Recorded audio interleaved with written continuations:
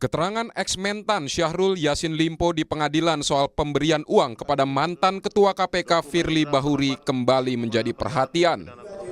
Polda Metro Jaya menyebut kesaksian Syahrul signifikan dalam upaya Polda memproses hukum Firly Bahuri dalam kasus pemerasan. Tak tertutup kemungkinan Polda akan kembali memeriksa Firly Bahuri. Saya itu sangat signifikan. Kemarin ya saya kan sudah koordinasi, kalau level saya koordinasi dengan Kajati. Itu juga menjadi bahan-bahan diskusi yang lebih bagus kalau itu dijadikan sebuah bahan yang komprehensif. Gitu. Insya Allah yang mudah-mudahan dalam waktu, saya juga nggak mau lama-lama sebenarnya ya. Kalau mudah-mudahan nanti penyidik sudah bisa klop, sudah bisa maksimal, dan kemudian jaksa menganggap berkas perkaranya sudah lengkap, ya akan kami segera serahkan ke tahap 2. Pak, langkah konkret yang dilakukan oleh Polda Metro untuk masih memungkinkan ada pemeriksaan lagi. Sebelumnya dalam sidang di Pengadilan Tipikor, terdakwa Syahrul Limpo mengaku pernah memberikan uang 1,3 miliar rupiah kepada Firly Bahuri.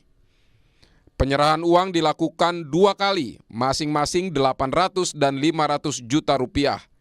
Menurut SYL, ketika itu dia berulang kali dipanggil KPK dan kemudian Firly proaktif mendekatinya. Dan ada penyerahan uang, saudara yang bilang tadi ya. Berapa kali penyerahannya masih ingat saudara? Apa hanya sekali atau 2 kali? Yang dari saya 2 kali. Dari saudara 2 kali ya. Awalnya 500 sama ada yang 800 ya, juga. Ya kurang lebih seperti itu kan. 800 ya. Iya. Merasa bahwa kenapa saya dipanggil-panggil terus ini. Dan yang proaktif itu mem-WA saya adalah Pak Firly. Di Reskrimsus Polda Metro Jaya, Kombes Ade Syafri Simanjuntak menyebut sebagian kesaksian SYL di persidangan sudah ada di BAP. Penyidik pun berupaya untuk memperbaiki berkas perkara Firly seperti yang diminta kejaksaan. Yang jelas, menurut Ade Syafri, polisi memiliki 4 alat bukti dalam kasus pemerasan, suap dan gratifikasi tersebut.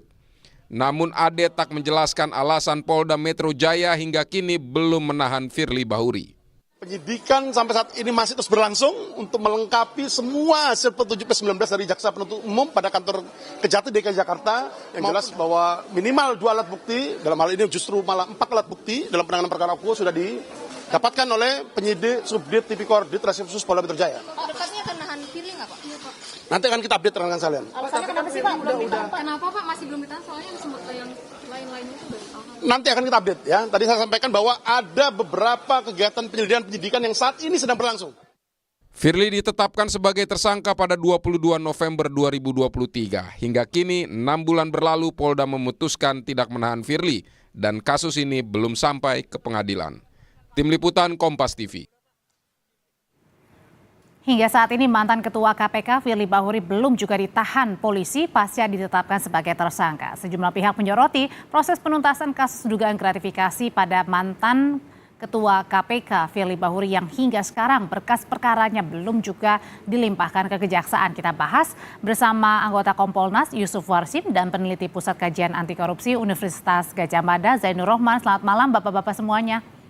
Selamat malam. Selamat malam. Saya mau tanya ke Kompolnas dulu, Mas Yusuf. Jadi sampai sekarang ditetapkan di 2023 sebagai tersangka bulan November. Udah 6 bulan lebih nih. Firly Bahuri juga masih belum ditahan, berkasnya juga masih bolak-balik. Ini sebenarnya biasa atau ada yang menahan nih?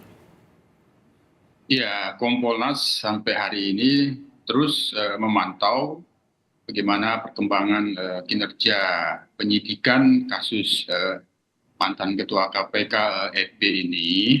Dalam pantauan kami, beberapa waktu lalu pernah bertemu dengan Pak Kapolda, masih itu kaitan dengan berkas yang dikembalikan oleh Jaksa Penuntut Umum untuk harus dilengkapi. Nah, kami memahami sepertinya ada hal yang sangat penting, bisa dikatakan ya ini punya hubungan, punya relevansi lah lebih tepat, punya relevansi dengan fakta-fakta persidangan yang sedang berproses di persidangan SYL. Kemungkinan jaksa penuntut umum dalam petunjuk-petunjuknya itu terkait dengan fakta-fakta persidangan yang sedang diproses di terdakwa SEL ini. Kan kemarin juga sudah disebutkan oleh mantan mentan nih, Syahrul Yassin Limpo, kalau benar memberikan uang 1,3 miliar rupiah dibagi dalam beberapa waktu gitu. Itu nggak cukup untuk membuktikan bahwa benar di situ ada fakta dugaan suap gratifikasi? Ya, jaksa penuntut umum kan akan mengkonstruksi sebuah dakwaan. Barangkali menurut jaksa penuntut umum, alat bukti yang diajukan oleh penyidik masih membutuhkan penguatan agar lebih terang, mungkin lebih terang dari cahaya. Sementara ini barangkali alat bukti yang diajukan oleh penyidik baru seterang cahaya. Yang diharapkan oleh jaksa penuntut umum kami duga ingin lebih terang. Tentu kami menduga barangkali ya akan ada kemajuan ketika dalam proses persidangan SEL ini akan di ujung dan bagaimana barangkali juga akan berakhir vonis pengadilan sehingga di situ terjadi penyesuaian sehingga diajukan terus lengkap. Itu yang kami duga. Nah, tapi pertanyaan yang banyak publik tanyakan nih, kenapa sampai sekarang belum ada penahanan kepada Firly Bahuri, Mas Zainul, menurut pandangannya Anda begitu? Apakah karena Pak Firly terlalu kuat atau ada yang menahan untuk tidak ditangkap atau ditahan? Pada waktu kami menanyakan ke Pak Kapolda, dijelaskan bahwa tersangka sampai sejauh ini kooperatif. Nah, kan itu menjadi bisa jadikan alasan, itu kita pahami. Cuman ya kita kan menggarisbawahi Pak Kapolda ini kan ancaman pidananya menjadi sangat penting untuk segera dilakukan penahanan, walaupun penyidik meyakini bahwa Firly FB ini tidak kemana-mana, kooperatif. Itu yang kedua, kami semacam melihat bisa jadi juga ada permintaan dari kalau gitu, FB. Mas Yusuf, saya langsung tanya. Saya tanya ke Mas Zainul deh kalau gitu. Kenapa sih kira-kira ini Pak Firly ini pandangannya apa? Kenapa sulit sekali ditangkap? Ada yang tidak mau untuk ditahan atau terlalu kuat powernya Pak Firly? Ya, penahanan itu kewenangan subjektif dari penyidik ketika penyidik mengkhawatirkan terjadinya yang pertama melarikan diri seorang tersangka, yang kedua mengulangi perbuatan, atau yang ketiga menghilangkan barang bukti. Kalau untuk melarikan diri mungkin tidak ya, bisa bersifat kooperatif. Mengulangi perbuatan juga tidak karena sekarang tidak punya jabatan. Tetapi resiko untuk merusak, mengganggu atau mempengaruhi saksi-saksi, alat bukti itu sangat mungkin terjadi, sehingga juga kita sangat sayangkan kalau ini terjadi di kasus-kasus lain. Saya percaya ini pasti dilakukan penahanan oleh penyidik, tetapi kenapa tidak dilakukan penahanan? Berarti orangnya lebih kepada figurnya. Betul, ini kita tahu ya, Firly Bahuri ini kan ketua KPK, juga purnawirawan bintang 3, juga sesama korps dari Bayangkara, sehingga kita justru ingin melihat adanya equality before the law begitu ya. Kalau tidak ditahan, penyidik punya batasan waktu yang tidak terhingga. Tapi kalau ditahan kan ada batas waktu penahanan, sehingga itu juga akan mempercepat, juga akan memicu kinerja dari penyidik untuk segera memenuhi petunjuk dari jaksa, melengkapi berkas dan kemudian kembali melimpahkan agar bisa segera dilakukan penuntutan. Tapi kenapa sampai sekarang ini berkasnya tidak lengkap begitu sehingga kemudian P21? Kenapa sih penyebabnya? Kan juga dari Syahrul Yassin Limpo juga sudah mengakui bahwa menerima ada penggeledahan juga sebelumnya.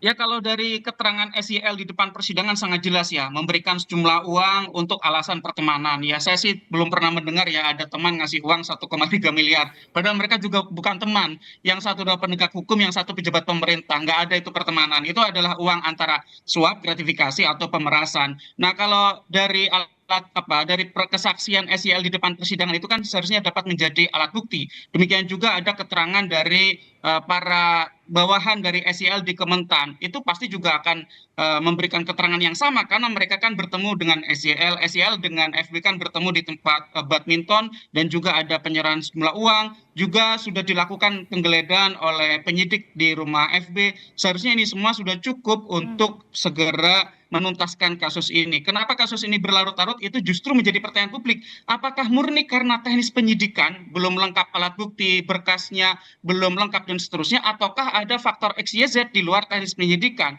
Kalau di luar teknis penyidikan itu yang lebih berbahaya dan itu beresiko. Kenapa? Karena dengan waktu yang diulur-ulur seperti ini, semua pihak bisa saling kasakusuk, bisa membuat kesepakatan-kesepakatan yang tidak seharusnya. Apalagi waktunya udah 6 bulan lebih ya sejak ditetapkan sebagai tersangka Betul. kan? 7 bulan bahkan, sehingga untuk menghindari dugaan yang tidak perlu seperti itu dari masyarakat, maka Polri harus segera tuntaskan. Terakhir singkat saja Mas Yusuf, kalau gitu kalau kemarin bilang Kapolda akan membuka kemungkinan kembali memanggil Firly Bahuri, perlu dipanggil kembali Firly Bahuri ini terakhir dengan apa yang disampaikan oleh SYL di sidang? Dalam perkembangan fakta persidangan SYL itu sangat dimungkinkan untuk diperiksa kembali. Kalau memang itu kaitannya dengan petunjuk jaksa, ada relevansinya gitu. Kami menduga ini kan persoalan tuduhan pemerasan ini tentu harus jelas itu alat buktinya. Kalau apakah ini permintaan suap sangat jelas sekali itu yang terlihat di fakta persidangan SYL itu sangat dimungkinkan untuk diperiksa kembali. Sangat dimungkinkan untuk diperiksa kembali. Terima kasih Pak Yusuf Warsim, kemudian juga Mas Zainul Arifin. Terima kasih, sehat selalu.